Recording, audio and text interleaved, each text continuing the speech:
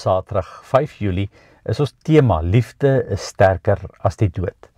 En ons teks is Romeine 8 vers 38 tot 39. Hiervan is ek oortuig, geen dood of lewe, of engele, of bose magte, of teenwoordige kragte, of hoogte, of diepte, of enige iets anders in die skepping, kan ons van die liefde van Christus skei nie. Alles in die skepping getuig van die wonder van God, wat in sy groot wysheid alles goed geskep het, en God wat bo ons begrip en verstand dit aan mekaar koppel en in stand hou. En binne hierdie skepping kry ons te doen met 'n ryke diversiteit van mense, en kry ons te doen met soveel verskillende ervarings en realiteite.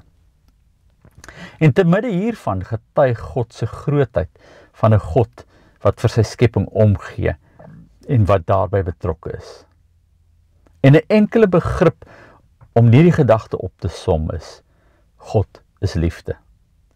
Hy gee om vir hierdie groter skepping en alles daarbinne, binne alles wat daarbinne gebeur. In vandag se teks getuig Paulus van die realiteit van 'n klomp kragte en magte wat elke dag op verskillende maniere in ons inwerk en wat ons lewens op definitiewe maniere beïnvloed. Maar hy getuig ook oor hierdie groter realiteit dat niks ons van hierdie liefde van God kan skei wat nog bo dit is nie. Ons hoop en ons bid om in die lewe gespaar te bly van die negatiewe invloed van gebeure. En ten spyte van ons geloof, oorweldig die realiteite van die wêreld ons gereeld. Vandag se teks help ons om hiermee saam te kan leef en nie elke keer ontnigter te wees as ons daarin blootgestel word nie. En om dan eenvoudig vrede te vind in God wat groter is. God is liefde en niks kan ons van die liefde van Christus skei nie. Hierdie is nie 'n blote godsdienstige gedagte nie, maar 'n manier waarop die Here se krag daagliks in ons werk.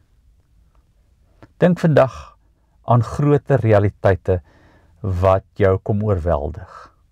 En beleef hoe die Here te midde hiervan op praktiese maniere jou die krag gee om dit te kan hanteer en kan oorwin. Kom ons bid saam.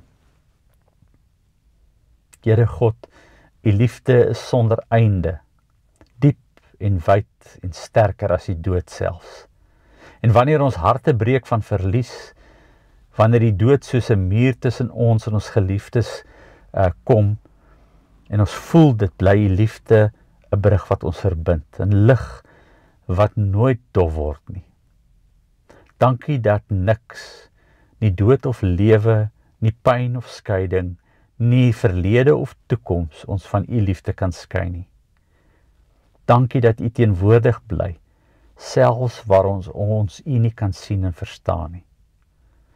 Troos ons Here in tye van rou. Herinner ons daaraan dat liefde wat van U afkom nooit verniet gaan nie, maar nooit verlore raak nie, maar leef, selfs oor die grense van die graf.